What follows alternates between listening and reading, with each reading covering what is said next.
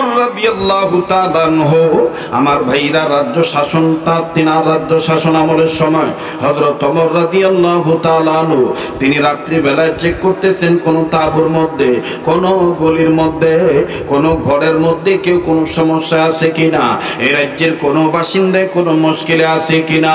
বন্ধুরে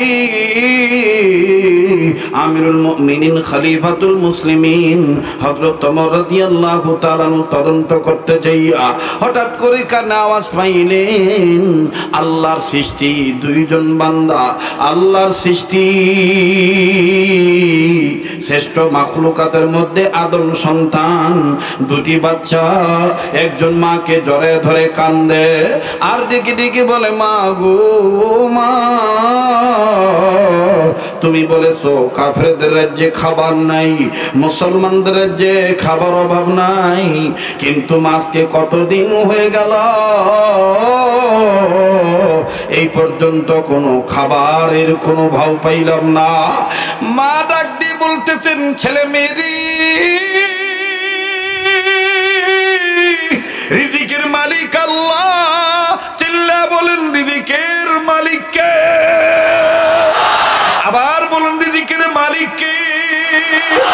ডাক দিয়ে বলতেছেন বেটারি বেটিরি, রিজিকের মালিক হলেন আল্লাহ।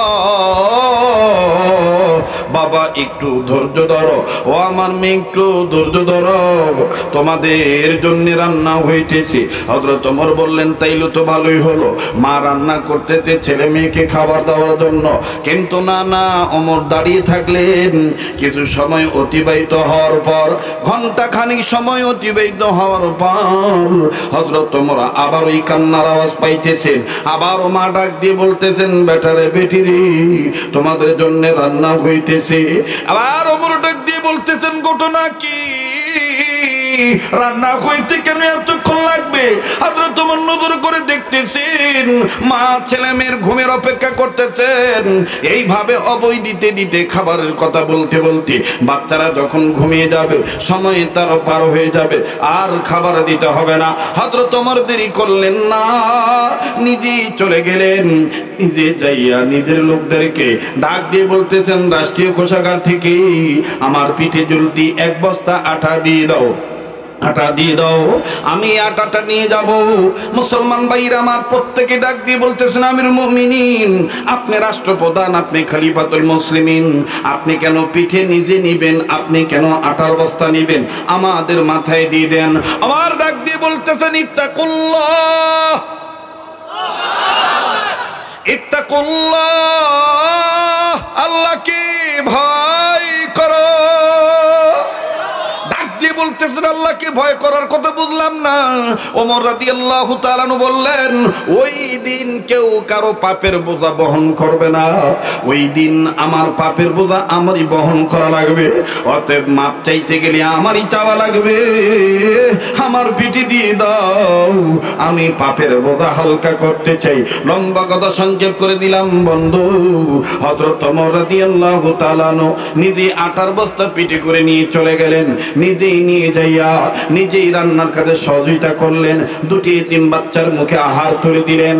আহার তুলে দেওয়ার পর মহিলাকে ডাক দিয়ে বলতেছেন মা গো, আরো যদি কোনো কিছুর প্রয়োজন হয় আপনি ওমরের দরবারে যাবেন, আমাকে ওমরের দরবারের খুব নিকটেই পাবেন, আমি হযরত ওমরকে বলে দেব। মহিলার 2টা বাচ্চা ডাক দিয়ে বলতেছেন এই যুগের খলিফা ওমর না হইয়া যদি আপনি হইতেন আরো অনেক ভালো হয়ে যেত। ডাক দিয়ে কইতেছে আপনি ওমর খলিফা না হইয়া যদি আপনি খলিফা হইতেন তাহলে রাজ্য এবং প্রজা উভয়ের কপাল খুলে যেত। হযরত ওমর কিছু বললেন না, হযরত ওমর চলে গেলেন।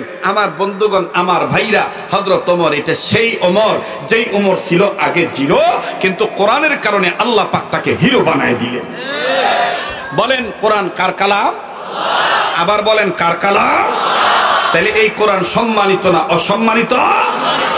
আল্লাহর কসম করে বলি, আল্লাহর কসম করে বলি, আল্লাহর কসম করে বলি, ও মুমিন মুসলমান, আমাদের ঘর থেকে আমরা যেভাবে ঘরের মধ্যে টেলিভিশনকে যত্ন করি, যেইভাবে কম্পিউটারকে যত্ন করি, যেইভাবে নিজ নিজ মোবাইলকে যত্ন করি, ও মুসলমান আবার তুমি ফিরে আসো কোরআনুল কারীমের কোরআনুল কারীমকে তুই সম্মান করো, সন্তানদেরকে হাট্টিম হাট্টিম পড়া বাদ দেওয়া, আলিফ লাম মিম পড়াও, কোরআনের আজমত, কোরআনের আদব, কোরআনের সম্মান শিক্ষা দাও। মুসলমান আল্লাহর কসম করে বলি আবার হারানো দিনের সম্মান ফিরে আসবে। আমার ভাইরা, আমার বন্ধুগণ, সেই ওমরকে দাম বাড়ায় দিলেন কোরআনের মাধ্যমে কে? কেমন দাম বাড়াইলেন? আল্লাহ রসুল ওমরকে একদিন কাঁধে হাত দিয়ে বলতেছেন, ওমর তোমার জন্য একটা খুশখবরি আছে। বলে কি খুশখবরিয়া? কয় দুনিয়ার সব মানুষ জান্নাত পাওয়ার জন্য অপেক্ষায় আছে, আর আল্লাহর 8টা জান্নাত তুমি ওমরের জন্য অপেক্ষা করতেছ। বলে কেন? বলে তুমি কোরআন শরীফ জোরে জোরে পড়ো, এই জন্য। হযরত ওমর যখন কথা বলতো তখন জোরে বলতো, এই জন্য মুমিনদের কথা বলার স্পিরিট, হকের পক্ষে হুঙ্কার দেওয়া, এইটা উমরি হুঙ্কার, এইটাকেও সমালোচনা করা যাবে না। আবার যারা আস্তে আস্তে কথা বলে তাদেরকেও সমালোচনা করা যাবে না। আল্লাহ রাসূল সাল্লাল্লাহু আলাইহি ওয়াসাল্লাম একদিন চেক করতেছে, দেখি কোরআন শরীফ কে কে কিভাবে পড়ে। হঠাৎ করে বের হইছেন, নজর করে দেখতেছেন ওমর রাদিয়াল্লাহু তাআলা জোরে পড়ে আর আবু বকর আস্তে আস্তে পড়ে। শেষে আল্লাহ রাসূল জিজ্ঞেস করলেন, ভাই আবু বকর আপনি কোরআন শরীফ আস্তে পড়েন করো? কয় আমি আস্তে পড়লেও যে আল্লাহ শুনবো, জোরে পড়লেও আল্লাহ শুনবো। ওমর আপনি এত জোরে পড়েন কেন? ওমর কয় আমি আল্লাহরও শুনাই, আর যারা আল্লাহর টাকায় আল্লাহর জমিনে বাস কইরা ঘুমায়া থাকে অগর কানের সেদা পর্যন্ত এই কোরআনের আওয়াজ পৌঁছায় দেওয়ার জন্য জোরে জোরে পড়ি, যাতে ঘুম ভাঙা যায়। এই জন্য কোরআন জোরেও পড়তে হইব, আস্তেও পড়তে হইব, ঠিক কিনা বলেন? আমার বন্ধুগণ, আমার ভাইরা, সেই ওমরের ইজ্জত বাড়াইলেন কে? এখন বলেন তো দেখি, আমরা কোরআনের পক্ষে থাকলে আমাদের দাম বাড়বে না কমবে? সূরাতুত তাহরিমের এক আয়াত নাজিল করার মাধ্যমে আল্লাহ বলে দিয়েছেন, হে ইমানদার বান্দা বান্দিগণ, তোমরা নিজেরা জাহান্নামের আগুন থেকে বাঁচো, তোমাদের অধীনে যারা আছে তাদেরকেও জাহান্নামের আগুন থেকে বাঁচাও। বলেন এই নির্দেশটা কার? আরো আওয়াজ দিয়ে বলেন এই নির্দেশটা কার? আমার ভাইরা, দুনিয়ার সমস্ত ওলামায়ে কেরামগণ একমত হয়ে বলেন, রাসূল আকরাম সাল্লাল্লাহু আলাইহি সাল্লামের কথা নকল করে বলেছেন যে উম্মতে মুহাম্মদীদের জাহান্নাম থেকে বাঁচার পথ পদ্ধতি হলো 4টা। বলেন কয়টা?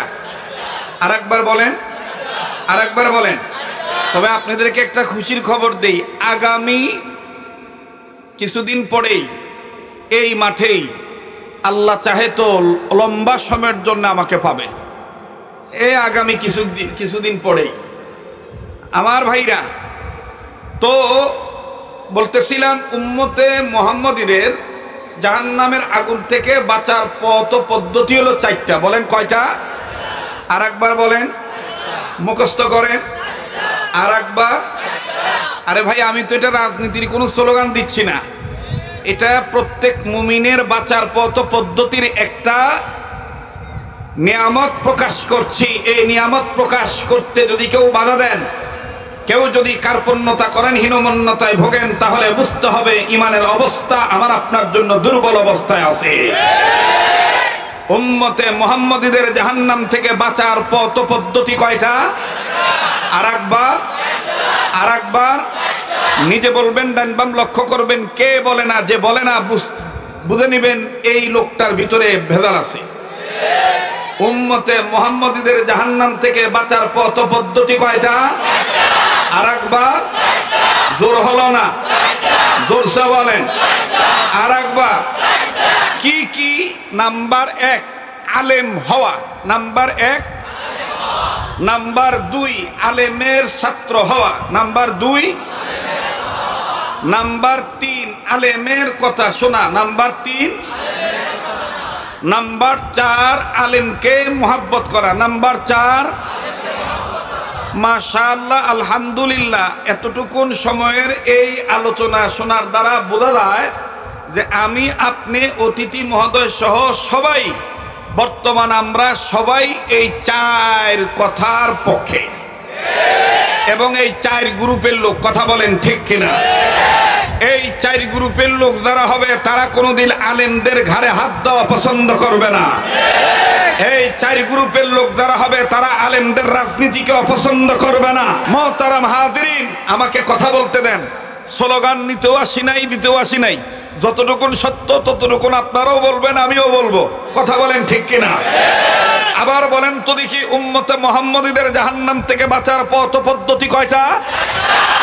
1 নাম্বার, 2 নাম্বার, 3 নাম্বার আলেমের কথা শোনা, 4 নাম্বার আলেমকে মহব্বত করা। আসেন না মক্তবের ছাত্রদের মতন আলেমদের ছাত্র হওয়ার নিয়তে, জাহান্নাম থেকে বাঁচার নিয়তে। আমি বলবো আপনারা পাশাপাশি একটু সহযোগিতা করবেন। আমি বলবো নাম্বার 1 আপনারা বলবেন আলেম হওয়া, আমি বলবো নাম্বার 2 আপনারা একটু জজবা নিয়ে বলবেন আলেমের ছাত্র হওয়া, আমি বলবো নাম্বার 3 আপনারা বলবেন আলেমের কথা শোনা, আমি বলবো নাম্বার 4 আপনারা বলবেন আলেমদের মহব্বত করা।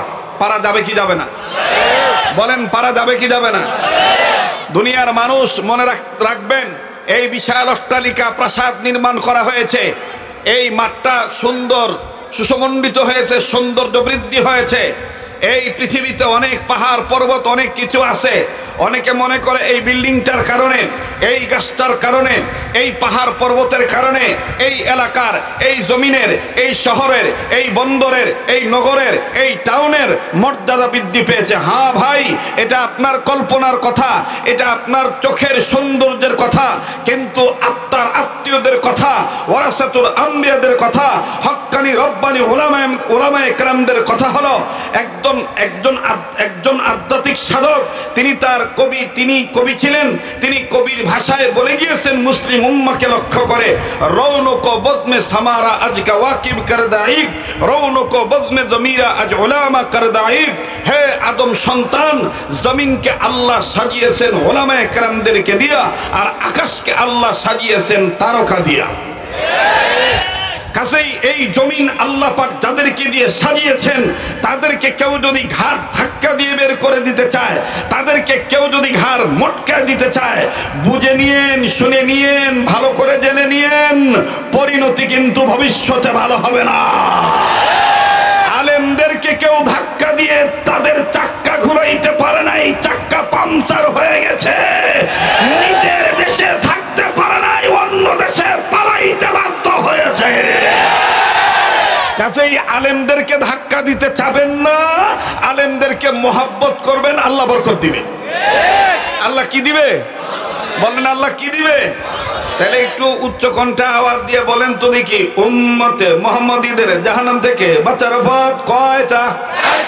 নাম্বার 1 আলেম হওয়া, নাম্বার 1 নাম্বার 2 আলেমের ছাত্র হওয়া, নাম্বার 2 নাম্বার 3 আলেমের কথা শোনা, নাম্বার 3 নাম্বার 4 আলেমকে মহব্বত করা, নাম্বার 4 এই 4 পথের প্রতীক হবে যারা, কবরে হাসরে মিজানে সিরাতে খাবে না ধরা। কথা কি বোঝা যায়? বলেন বোঝা যায়? এই 4 পথের প্রতীক আমরা হইতে চাই কি চাই না? এই 4 পথের প্রতীক কিভাবে হবেন, কোন তরিকায় হবেন, সেই শিক্ষাটাই এই মাদ্রাসাতে দেওয়া হয়। আর সেটা উপলব্ধি করার জন্যই, বুঝার জন্যই এই আজকের এই মাহফিলের আয়োজন করা, ঠিক কিনা বলেন? এখন আবার আপনারা বলেন, কোরআন সম্মানিত না অসম্মানিত? কোরআনকে মহব্বত করলে দাম বলেন দাম বাড়ে না কমে? মুসলমান ভাইরা আমার, বন্ধুগণ, রব্বে কাবা ডাক দিয়ে বললেন, বান্দা আমার শুনে না, ইন্নাহু লাকুরআনুন কারীম। যাহার পরশ পে পাথর হলো সোনা, সন্দেহ ভুল নাই যার একটি কোনা। কোরআনে ভুল আছে? তাহলে তো আসতে বলতেছেন কেন? ঠিক জোরে বলেন, কোরআনে ভুল আছে? যালিকাল কিতাবু লা রাইবা ফীহি।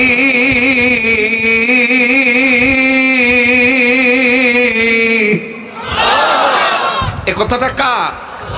আল্লাহ বলেন এটা এমন একটা কিতাব, এই কিতাবে কোনো ভুল নাই। ভুল আছে এই ধরনের সন্দেহ যেমন একটা উদাহরণ দিয়ে আপনাদেরকে বুঝাই দেই কোরআন যে কত সম্মানিত। এই পৃথিবীতে বিভিন্ন ধর্ম আছে, তাদের নিজ নিজ ধর্মীয় গ্রন্থ আছে, যেমন গীতা, মহাভারত, রামায়ণ, ত্রিপিটক, বাইবেল, বিজ্ঞানিক এজেন্ডাবেস্তা, Upanishad, Allopanishad, old testament, new testament, তাওরীত, জাব্বুর, ইনজিল সব আছে। পৃথিবীর কোনো মানুষ যদি কখনো লন্ডনে যায়, লন্ডনে সারা পৃথিবীর মধ্যে সবচেয়ে একটা বড় জাদুঘর আছে, যেই জাদুঘরটার নাম ব্রিটিশরাই রেখেছেন। সেই জাদুঘরটার নাম হলো ব্রিটিশ মিউজিয়াম। বলেন কি নাম?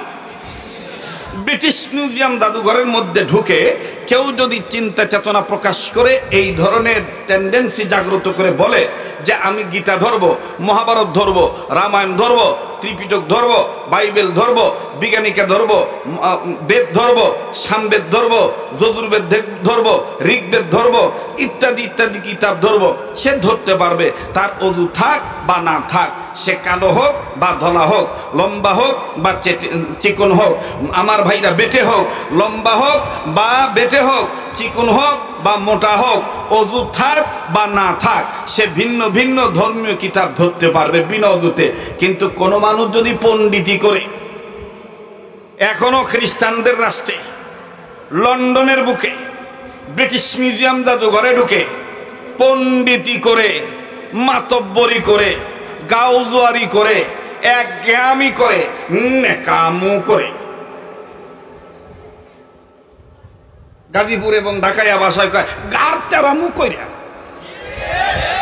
কথা কয় না, গার তেরামু করে কেউ যদি পণ্ডিতি জাহির করে যদি বিনা উজুতে খ্রিস্টানদের দেশে ব্রিটিশ মিউজিয়ামে কোরআন শরীফকে বিনা উজুতে ধরতে যায়, এখনো পর্যন্ত ব্রিটিশ মিউজিয়াম জাদুঘরের কম্পিউটারের স্ক্রিনের উপরে ইংরেজিতে লাল অক্ষরে লেখা ওঠে, প্লিজ ডোন্ট টাচ মি।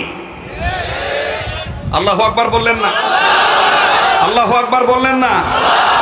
যাহার পরশ পেয়ে পাথর হলো সোনা, সন্দেহ ভুল নাই যার একটি কোনা। যাহার পরশ পেয়ে পাথর হলো সোনা, সন্দেহ ভুল নাই যার একটি কোনা। এ যে এক বিপ্লব পিছে ফেলে যত সব, এ যে এক বিপ্লব পিছে ফেলে যত সব, এগিয়ে চলে সে অগ্রপানে। সমাধান সমাধান চাও যদি জীবনে মরণে, ফিরে যাও খুঁজে নাও চোখ রাখো। বলেন না, ফিরে যাও খুঁজে নাও। মাশাআল্লাহ, সবাই আমরা আলেমের ছাত্র হতে চাই, ঠিক কিনা ভাই? ফিরে যাও খুঁজে নাও চোখ রাখো। এতগুলো মানুষের গুণগান হচ্ছে না, আরো আওয়াজ দিয়ে ফিরে যাও খুঁজে নাও চোখ রাখো। এ ফিরে যাও খুঁজে নাও, তবেই পাবে সুখ শান্তির ঠিকানা, তবেই পাবে সুখ শান্তির ঠিকানা, যদি মেনে নাও তুমি মনে প্রাণে। সমাধান সমাধান চাও যদি জীবনে মরণে, ফিরে যাও খুঁজে নাও। সামনের বাইরা চুপ থাকেন তো দেখি, পিছনের বাইরা কোন দিকে চোখ রাখবার চায়? ফিরে যাও খুঁজে নাও। মাশাআল্লাহ, আওয়াজ আছে, আছে না? আবার সামনের বাইরে চুপ থাকেন, পিছনের বাইরা ফিরে যাও খুঁজে নাও। মাশাআল্লাহ, এবার পিছনের বাইরে চুপ থাকেন, সামনের বাইরা ফিরে যাও খুঁজে নাও। এবার সামনের বাইরা পিছনের বাইরা মিল্লা জিল্লা, ফিরে যাও খুঁজে নাও। মোহতারাম হাজিরিন, কষ্ট হচ্ছে? হুজুরে কি আমার মতন জামে আটকা পড়ছে নি? আইসা পড়ছে? জাগুয়া সামনে আগুয়া, যেই জাম লাগে মি আপনি ওই এলাকায় এবার গেলাম ঢাকায় বসে কুত্তা জাম লেগে গেছে গা। কি জাম লাগছে? কুত্তা জাম লাগা জায়গা মিয়া, টার্গেট ফেল হয়ে জায়গা। কয়টা গাড়ি কয়টা ছাড়ে ঠিক ঠিকানা থাকে না। শুধুমাত্র আসছি হক আদায় করার জন্য, যেন কর্তৃপক্ষকে আপনারা মানে ধোঁকাবাজ না বলেন, আর আমার উপরে যেন আপনাদের বিরূপ মন্তব্য না আসে, এই জন্য গন্তব্য ঠিক রাখার জন্য আসছি, কর্তব্য পালন করার জন্য। রাগ করছেন নাকি আপনারা? ফিরে যাও খুঁজে নাও চোখ রাখো, এ ফিরে যাও খুঁজে নাও। এ এই সমাধান সমাধান চাও যদি জীবনে মরণে ফিরে যাও খুঁজে নাও এ ফিরে যাও খুঁজে নাও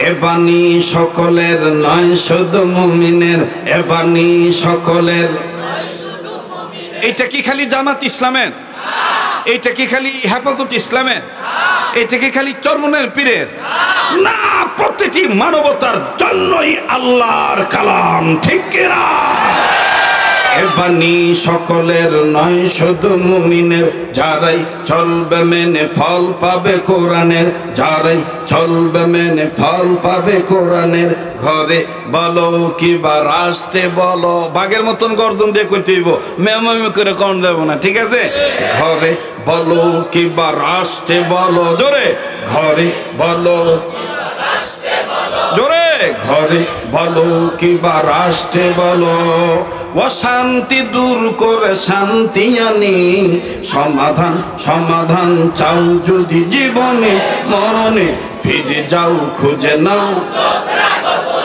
এ ফিরে যাও খুঁজে নাও তাই আজকের মাহফিল থেকে একটা স্লোগান অ্যাড হয়ে যাক আগামীতে কোথায় কোন দলে ভোট দিব জানি না আমি একজন ইমানদার হিসাবে নির্বাচন যখন হবে আমার দিক্ত প্রমিস দিক্ত শপথ এবারে ভোট দেব ভাই সেই মানুষের যে মানুষ পক্ষে থাকে আল কোরআনে এবারে ভোট দেব ভাই সেই মানুষের যে মানুষ পক্ষে থাকে আল কোরআনে না ডাকে তাকবীর না ডাকে তাকবীর এবারে ভোট দেব ভাই সেই মানুষের যে মানুষ পক্ষে থাকে আল কোরআনে আমি কি কোন দলের নাম নিচ্ছি নি কাউরে মেনশন করে করছি এরপরও যদি আমার চাচারা জ্যাঠারা কয় হুজুর খালি রাজনীতি পেঁচাল পারে তাহলে বুঝতেইব অগ গিলুর মধ্যে পচন ধরছে অগ গিলুর মধ্যে কি ধরছে পচন ধরছে চাচারা যতই কাউ কাউ করো কাম হইব না রাগ করতেছেন নি হ্যাঁ এই কোরআন শরীফ সবার জন্য যারাই মানবে তারাই শান্তি পাবে ঠিক কিনা ভাই যারাই মানবে তারাই মুসলমান ভাইরা আমার দেখেন কেমন শান্তি পেয়েছিলেন অতীত জামানার মুসলমান যারা ছিলেন গো বন্ধু বাবাজি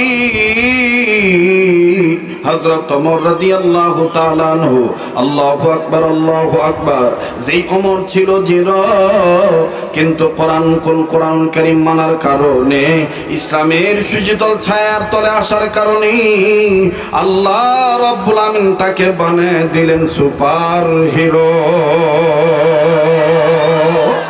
আরে বাবাজি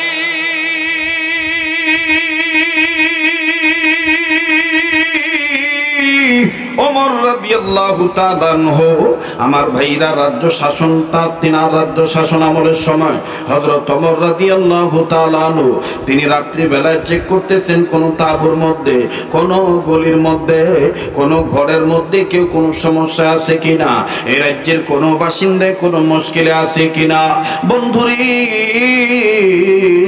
আমিরুল মুমিনিন খলিফাতুল মুসলিমিন হযরত ওমর রাদিয়াল্লাহু তাআলা আনহু তদন্ত করতে যাইয়া হঠাৎ করে কানে আওয়াজ পাইলেন আল্লাহর সৃষ্টি দুইজন বান্দা আল্লাহর সৃষ্টি শ্রেষ্ঠ মাখলুকাতের মধ্যে আদম সন্তান দুটি বাচ্চা একজন মাকে জড়ে ধরে কান্দে আর ডেকে ডেকে বলে মা গো মা তুমি বলেছো কাফেরদের রাজ্যে খাবার নাই মুসলমানদের রাজ্যে খাবার অভাব নাই কিন্তু আজকে কতদিন হয়ে গেল এই পর্যন্ত কোনো খাবারের কোনো ভাও পাইলাম না মা ডাক দিয়ে বলতেছেন ছেলে মেয়েরি রিজিকের মালিক আল্লাহ চিল্লা বলেন রিজিকের মালিক কে আবার বলেন রিজিকের মালিক কে ডাক দিয়ে বলতেছেন বেটারি বেটিরি রিজিকের মালিক হলেন আল্লাহ বাবা একটু ধৈর্য ধরো, ও আমার মেয়ে একটু ধৈর্য ধরো, তোমাদের জন্য রান্না হইতেছে। হযরত ওমর বললেন তাইলে তো ভালোই হলো, মা রান্না করতেছে ছেলে মেয়েকে খাবার দেওয়ার জন্য। কিন্তু না না, ওমর দাঁড়িয়ে থাকলেন। কিছু সময় অতিবাহিত হওয়ার পর, ঘন্টা খানিক সময় অতিবাহিত হওয়ার পর হযরত ওমর আবার ওই কান্নার আওয়াজ পাইতেছেন। আবারও মা ডাক দিয়ে বলতেছেন, বেটারে বেটিরে তোমাদের জন্য রান্না হইতেছে। আবার ওমর ডাক দিয়ে বলতেছেন, ঘটনা কি? রান্না হইতে কেন এতক্ষণ লাগবে? হযরত ওমর নজর করে দেখতেছেন মা ছেলে মেয়ের ঘুমের অপেক্ষা করতেছেন। এইভাবে অবৈ দিতে দিতে, খাবারের কথা বলতে বলতে বাচ্চারা যখন ঘুমিয়ে যাবে, সময় তার পার হয়ে যাবে, আর খাবার দিতে হবে না। হযরত ওমর দেরি করলেন না, নিজেই চলে গেলেন। নিজে যাইয়া নিজের লোকদেরকে ডাক দিয়ে বলতেছেন, রাষ্ট্রীয় কোষাগার থেকে আমার পিঠে জলদি 1 বস্তা আটা দিয়ে দাও, আটা দিয়ে দাও, আমি আটাটা নিয়ে যাব। মুসলমান ভাইরা আমার প্রত্যেকে ডাক দিয়ে বলতেছেন, আমিরুল মুমিনিন, আপনি রাষ্ট্রপ্রধান, আপনি খলিফাতুল মুসলিমিন, আপনি কেন পিঠে নিজে নিবেন? আপনি কেন আটার বস্তা নিবেন? আমাদের মাথায় দিয়ে দেন। আবার ডাক দিয়ে বলতেছেন, ইত্তাকুল্লাহ, ইত্তাকুল্লাহ, আল্লাহকে ভয় করো। বলতেছেন আল্লাহকে ভয় করার কথা বুঝলাম না। ওমর রাদিয়াল্লাহু তাআলা আনহু বললেন, ওই দিন কেউ কারো পাপের বোঝা বহন করবে না। ওই দিন আমার পাপের বোঝা আমারই বহন করা লাগবে। অতএব মাপ চাইতে গেলে আমারই চাওয়া লাগবে। আমার পিঠে দিয়ে দাও, আমি পাপের বোঝা হালকা করতে চাই। লম্বা কথা সংক্ষেপ করে দিলাম বন্ধু। হযরত ওমর রাদিয়াল্লাহু তাআলা আনহু নিজে আটার বস্তা পিঠে করে নিয়ে চলে গেলেন। নিজেই নিয়ে যাইয়া নিজেই রান্নার কাজে সহযোগিতা করলেন। 2টি এতিম বাচ্চার মুখে আহার তুলে দিলেন। আহার তুলে দেওয়ার পর মহিলাকে ডাক দিয়ে বলতেছেন, মা গো, আরো যদি কোনো কিছুর প্রয়োজন হয় আপনি ওমরের দরবারে যাবেন, আমাকে ওমরের দরবারের খুব নিকটেই পাবেন, আমি হযরত ওমরকে বলে দেব। মহিলার 2টা বাচ্চা ডাক দিয়ে বলতেছেন, এই যুগের খলিফা ওমর না হইয়া যদি আপনি হইতেন আরো অনেক ভালো হয়ে যেত। ডাক দিয়ে কইতেছে, আপনি ওমর খলিফা না হইয়া যদি আপনি খলিফা হইতেন তাহলে রাজ্য এবং প্রজা উভয়ের কপাল খুলে যেত। হযরত ওমর কিছু বললেন না। হযরত ওমর চলে গেলেন। আমার বন্ধুগণ, আমার ভাইরা, হযরত ওমর এটা সেই ওমর যেই ওমর ছিল আগে জিরো, কিন্তু কোরআনের কারণে আল্লাহ পাক তাকে হিরো বানায় দিলেন। বলেন কোরআন কার কালাম? আবার বলেন কার কালাম? তাহলে এই কোরআন সম্মানিত না অসম্মানিত? আল্লাহর কসম করে বলি, আল্লাহর কসম করে বলি, আল্লাহর কসম করে বলি, ও মুমিন মুসলমান, আমাদের ঘর থেকে আমরা যেভাবে ঘরের মধ্যে টেলিভিশনকে যত্ন করি, যেইভাবে কম্পিউটারকে যত্ন করি, যেইভাবে নিজ নিজ মোবাইলকে যত্ন করি, ও মুসলমান আবার তুমি ফিরে আসো কোরআনুল কারীমকে তুই সম্মান করো। সন্তানদেরকে হাট্টিম হাট্টিম পড়া বাদ দেওয়া, আলিফ লাম মিম পড়াও। কোরআনের আজমত, কোরআনের আদব, কোরআনের সম্মান শিক্ষা দাও। মুসলমান, আল্লাহর কসম করে বলি, আবার হারানো দিনের সম্মান ফিরে আসবে। আমার ভাইরা, আমার বন্ধুগণ, সেই ওমরকে দাম বাড়ায় দিলেন কোরআনের মাধ্যমে। কে? কেমন দাম বাড়াইলেন?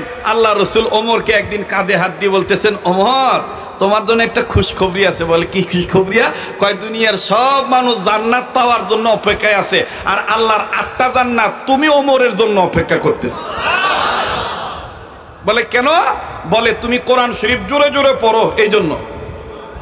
হযরত ওমর যখন কথা বলতো তখন জোরে বলতো, এই জন্য মুমিনদের কথা বলার স্পিরিট, হকের পক্ষে হুঙ্কার দেওয়া, এইটা উমরি হুঙ্কার, এইটাকেও সমালোচনা করা যাবে না। আবার যারা আস্তে আস্তে কথা বলে তাদেরকেও সমালোচনা করা যাবে না। আল্লাহ রাসূল সাল্লাল্লাহু আলাইহি ওয়াসাল্লাম একদিন চেক করতেছে, দেখি কোরআন শরীফ কে কে কিভাবে পড়ে। হঠাৎ করে বের হইছেন, নজর করে দেখতেছেন ওমর রাদিয়াল্লাহু তাআলা জোরে পড়ে আর আবু বকর আস্তে আস্তে পড়ে। শেষে আল্লাহ রাসূল জিজ্ঞেস করলেন, ভাই আবু বকর, আপনি কোরআন শরীফ আস্তে পড়েন কেন? কয় আমি আস্তে পড়লেও যে আল্লাহ শুনবো, জোরে পড়লেও আল্লাহ শুনবো। ওমর আপনি এত জোরে পড়েন কেন? ওমর কয় আমি আল্লাহরও শুনাই, আর যারা আল্লাহর টাকায় আল্লাহর জমিনে বাস কইরা ঘুমায়া থাকে অগর কানের সেদা পর্যন্ত এই কোরআনের আওয়াজ পৌঁছায় দেওয়ার জন্য জোরে জোরে পড়ি, যাতে ঘুম ভাঙা যায়। এই জন্য কোরআন জোরেও পড়তে হইব, আস্তেও পড়তে হইব, ঠিক কিনা বলেন? আমার বন্ধুগণ, আমার ভাইরা, সেই ওমরের ইজ্জত বাড়াইলেন কে? এখন বলেন তো দেখি, আমরা কোরআনের পক্ষে থাকলে আমাদের দাম বাড়বে না কমবে? কারা কারা দাম বাড়ানোর পক্ষে আছেন একটু হাত তুলে দেখান তো দেখি। নারায়ে তাকবীর, নারায়ে তাকবীর।